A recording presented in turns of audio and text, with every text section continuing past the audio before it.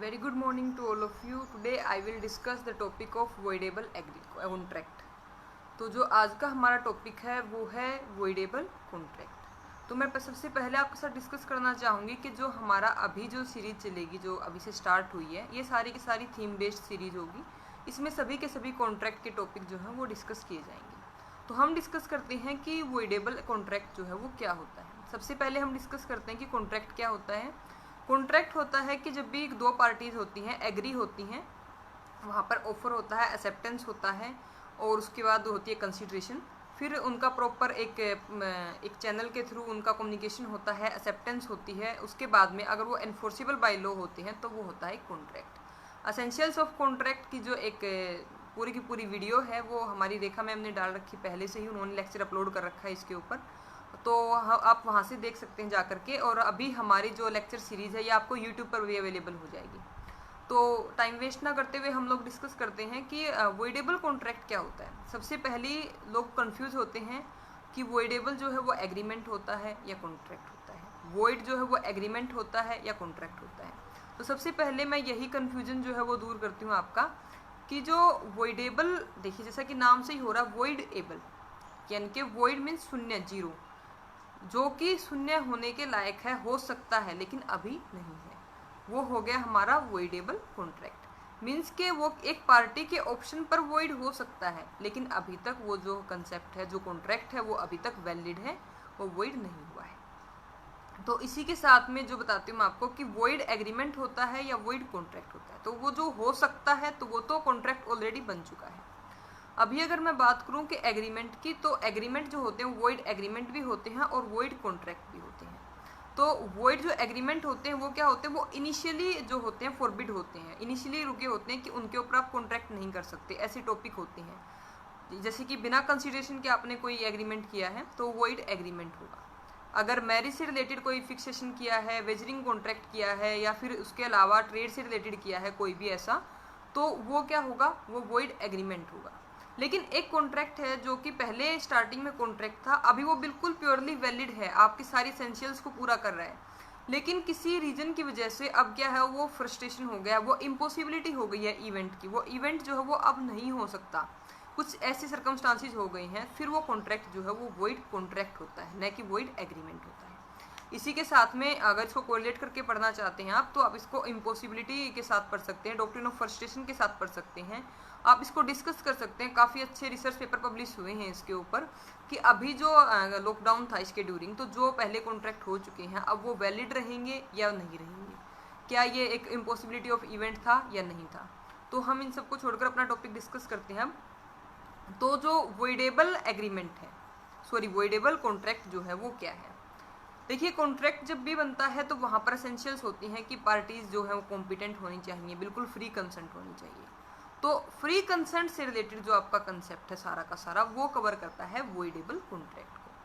तो जब free consent की हम बात करते हैं तो कोई भी कंसेंट जो कि आपके जो कंसेंट दी है आपने, आप एग्री हुए हो किसी चीज़ पर, तो वो अगर कोरेजन से नहीं है, अंडर इन्फ्लुएंस से नहीं है, फ्रॉड से नहीं है, मिसरिप्रेजेंटेशन से नहीं है और मिस्टेक से नहीं है, तो वो सारे के सारे मिलकर के बनाती हैं आपकी फ्री कंसेंट.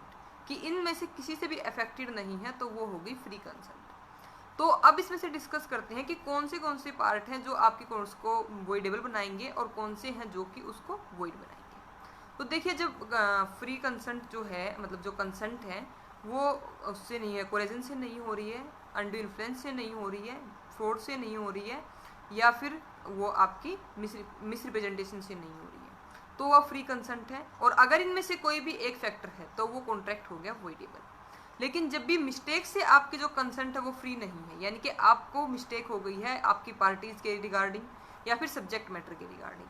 पार्टीज के रिगार्डिंग कैसे, जैसे कि आप क्या चाहते हो, एक एड्रेस है जहाँ पर एक बुक शॉप है, तो आपको बुक चाहिए है, आपने उसको वहाँ पर भेजा कि आप वहाँ से जाओ बुक लेकर के आओ. वो पहले जो बंदा था बेच रहा था वो आपका नोन था, लेकिन अभी क्या है, उसने अपनी दुकान शिफ्ट कर ली, वहाँ पर कोई और आ गया, तो आपका जो कॉन्ट्रैक्ट है वो वॉइडेबल है आपके ऑप्शन पर. आपने उससे मंगवा लिया, फिर आपको पता चला कि ये वो बंदा नहीं है जिससे आपको लेनी है, तो फिर आप उसको डिनाई कर सकते हो. यहाँ से होता है वॉइडेबल. तो जो मिस्टेक है वो क्या है, वो वॉइडेबल भी है, लेकिन जहाँ पर सब्जेक्ट मैटर ही हो गया तो वहाँ पर वो प्योरली वॉइड हो गया, यहाँ जहाँ पर अंडरस्टैंडिंग जो है वो गलत हो गई। जैसे कि एग्जाम्पल लेते हैं, सबसे फेमस जो है वो क्या होता है, लॉ में दिखा देते हैं एग्जाम्पल, रेडियो का हो गया, हॉर्स का हो गया, बाकी सारे ये क्योंकि जो एक्ट है हमारा 1872 से है, तो इसके रिलेटेड जो इलिस्ट्रेशन है वो ऐसे ही होते हैं हमारे पास। तो अभी मैं डिस्कस करूं, जैसे कि तो एक हॉर्स है, उसने कहा कि मैं आपसे घोड़ा खरीदना चाहता हूं। उसने कहा हाँ ठीक है आप खरीद लीजिए, लेकिन उसके पास 2, 3 या 4 हैं, तो वो डिसाइड नहीं कर पाता कि वो कौन से घोड़े की बात कर रहा है, तो वहाँ पर जो एग्रीमेंट है वो वॉइड हो गया। तो हम डिस्कस करते हैं बाय वन की जो फ्री कंसेंट है वो क्या होता है, कंसेंसस एड ईडियम। काफ़ी टाइम ये फ्रेज वैसे ही पूछा जाता है कि क्या मतलब होता है इसका, जब क्या होता है फ्री कंसेंट होती है। फ्री कंसेंट मीन्स कि दोनों पार्टीज एग्री हैं सेम थिंग के ऊपर और सेम सेंस में। ऐसा नहीं होना चाहिए कि एक पार्टी जो है वो उसको बेचना चाह रही है, दूसरी पार्टी उसको मोर्टगेज करना चाह रही है, तो उसमें दोनों में मिसअंडरस्टैंडिंग नहीं होना चाहिए, सेम सेंस में अप्लाई होना चाहिए। ऐसा नहीं है कि आपका जो लॉ ऑफ कॉन्ट्रैक्ट है वो सिर्फ और सिर्फ इसके ऊपर सिर्फ एक कॉन्ट्रैक्ट में आपके काम आता है। आप अगर टीपीए पढ़ोगे तो भी आप उसको कोरिलेट करते हो, आप सेल्स ऑफ गुड एक्ट पढ़ते हो तो भी आप इसको कोरिलेट करते हो। एसेंशियल्स ऑफ वैलिड कॉन्ट्रैक्ट, और वैलिड कॉन्ट्रैक्ट कौन सा है, वॉइडेबल कौन सा है, ये जानना आपके लिए बहुत जरूरी है। पार्टनरशिप में भी ये काम आता है। तो इसके साथ हम डिस्कस करते हैं। अब सबसे पहला जो है कि कोरेजन नहीं होना चाहिए। एक इंग्लिश टर्म है ड्यूरेनेस की, इसी के रिगार्डिंग है, ऐसे ही सेम सेंस में यूज होती है। तो अगर मैं बात करूं कि अगर कोरेजन है, कोरेजन मीन्स क्या है कि दबाव है, उसके ऊपर कोई फोर्स लगा रखा है, कोई उसको धमकी दे रखी है, कोई थ्रेट है उसको इंजरी की या वैसे कोई थ्रेट है। अगर कोई किसी को कहता है कि मैं तेरे ऊपर झूठा केस कर दूंगा तो वो भी कोरेजन में आता है। कोई अपनी सुसाइड करने की धमकी देता है तो वो भी कोरेजन के अंडर कवर होती है।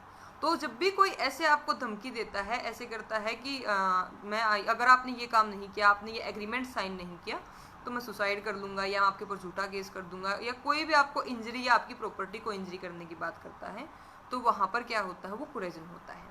जब भी वो फोर्स जो है वो हट जाता है तो उसके बाद विदिन 1 ईयर आप क्या कर सकते हो, उसको वॉइडेबल कर सकते हो, कि अपना ऑप्शन एक्सरसाइज करके वो कॉन्ट्रैक्ट जो है वॉइड हो जाएगा, कि जो कॉन्ट्रैक्ट था वो वॉइडेबल था क्योंकि मेरी जो कंसेंट थी वो बिल्कुल फ्री नहीं थी।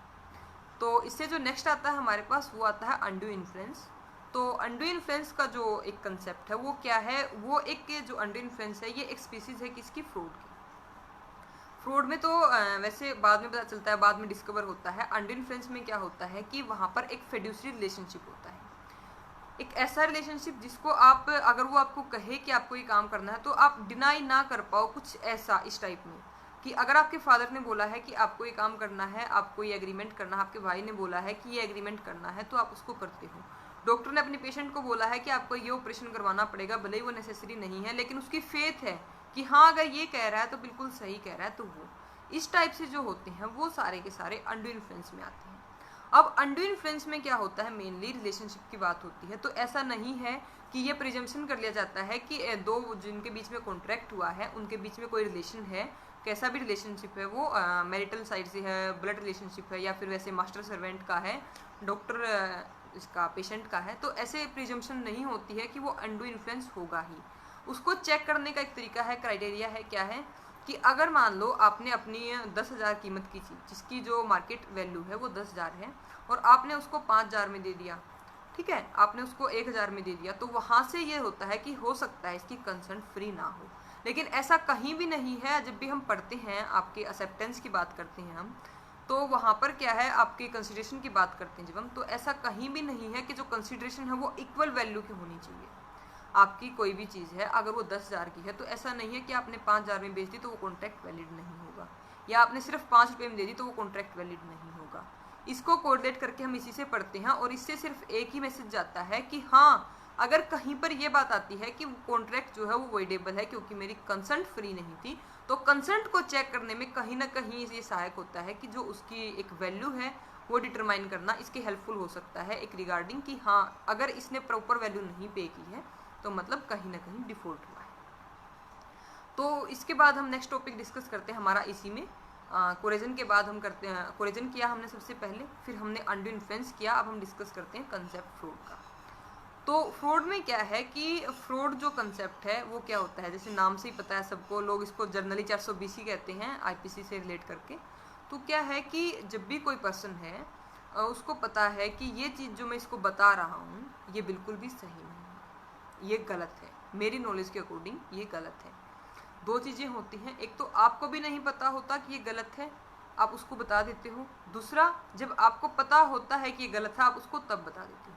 तो जब आपको नहीं पता होता, वो होता है एक किस्म से मिसरिप्रेजेंटेशन कह सकते हैं, आपका मिस्टेक भी हो सकता है वो। लेकिन जब आपको पता है कि हाँ ये गलत है, ठीक है, कि ये गलत है, ये सही नहीं है, या मैं जो चीज़ दे रहा हूँ उसका आउटपुट इतना नहीं है, तो उस टाइम पे क्या होता है, उस टाइम पे वो जो है मैटर वो फ्रॉड में आता है। कि जब आपको इंटेंशनली पता है ये चीज़ गलत है और वो कर देता है। इसमें जो होता है, एक होता है silence is equivalent to speech fraud के कंसेप्ट में, और एक होता है ड्यूटी टू स्पीक। तो जब भी आप किसी अपने फिड्यूसरी रिलेशनशिप में कोई चीज़ बेच रहे हो, तो वो आपसे पूछे ना पूछे आपकी ड्यूटी होती है, आप ड्यूटी बाउंड होते हो उसको बताने के लिए कि हाँ इसमें ये डिफेक्ट है, ठीक है, वहाँ पर होती है ड्यूटी टू स्पीक। लेकिन जहाँ पर आपसे सामने वाला पूछ रहा है, आपके रिलेशनशिप में नहीं है वो, लेकिन वो आपसे पूछ रहा है कि क्या इसमें ये डिफेक्ट है, क्या ये सही है या नहीं है, फिर उस टाइम आपने कुछ नहीं कहा, उस टाइम आप चुप रहे, तो वहाँ पर silence is equivalent to speech होगा कि हाँ आपने कहा है कि ये सही है, ठीक है, वहाँ पर आप ड्यूटी बाउंड हो बताने के लिए उस टाइम पे। अदरवाइज अगर उसने आपसे कुछ नहीं पूछा, आपने कुछ नहीं कहा, तो कोई ड्यूटी बाउंड नहीं हो आप उसको बताने के लिए। ये है हमारा कंसेप्ट फ्रॉड का। और इसी के साथ में फिर नेक्स्ट चलते हैं हम मिसरिप्रेजेंटेशन पे। तो मिसरिप्रेजेंटेशन में क्या होता है कि आप बाय मिस्टेक रिप्रेजेंट कर देते हो कुछ ऐसा, आपको नहीं पता वो गलत है, वो सही है, वो कैसे है, आपने सिर्फ जर्नली उसको बता दिया और उसने कर लिया एग्री।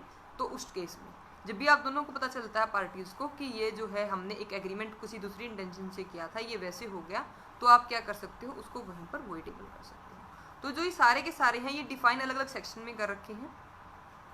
जो कंसेंट है वो सेक्शन 13, फ्री कंसेंट 14, कोरेजन जो है 15, undue influence 16, fraud 17, miss representation जो है वो 18। उसके बाद आता है कि जो ये सारे के सारे हैं, देखिए अंडू इन्फ्लुएंस जो है वो वॉइडेबल बता रखा है 19A सेक्शन में, और बाकी सारे के सारे सेक्शन 19 में बता रखे हैं। उसके बाद आता है मिस्टेक का, तो मैंने बताया कि मिस्टेक को हम रिलेट करके पढ़ते हैं एक वॉइड एग्रीमेंट के साथ में, वॉइडेबल नहीं, वॉइड एग्रीमेंट में पढ़ते हैं हम। वहाँ पर मैं डिस्कस कर चुकी हूँ कि इसके साथ में क्या होगा। अगर आपको कोई भी प्रॉब्लम है, अभी कोई टॉपिक में डाउट है आपको, कि अभी आपको कन्फ्यूजन हो वॉइड एग्रीमेंट या वॉइडेबल एग्रीमेंट में, या वॉइड कॉन्ट्रैक्ट में, या वॉइडेबल कॉन्ट्रैक्ट में, क्योंकि वॉइडेबल एग्रीमेंट नहीं है कोई टर्म, तो अगर आपको कोई भी क्वेश्चन, कोई डाउट है, तो आप कमेंट सेक्शन में पूछ सकते हैं। अभी मैं 1 मिनट तक वेट कर रही हूँ। कोई इलस्ट्रेशन हो जो आपको नहीं समझ आ रहा हो, या कोई ऐसे प्रॉब्लम बेस्ड क्वेश्चन हो।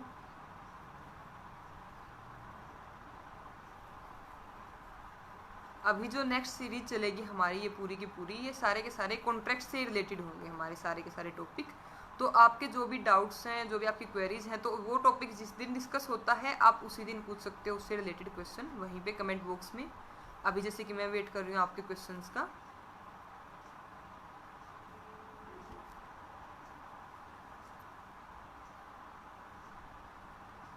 मैं एक और चीज़ डिस्कस करना चाहूँगी कि जो कॉन्ट्रैक्ट का जो एक सब्जेक्ट है, वो एक ऐसा सब्जेक्ट है जो आपके जुडिशरी में हो, या फिर आप प्रैक्टिसिंग लॉयर हो, या फिर आप कहीं फर्म में जाते हो, या फिर आप नेट की तैयारी कर रहे हो, ये सभी के लिए एसेंशियल होता है। आपको पता है कि जैसे सभी को फर्स्ट ईयर में ही पढ़ा दिया जाता है सबसे पहले।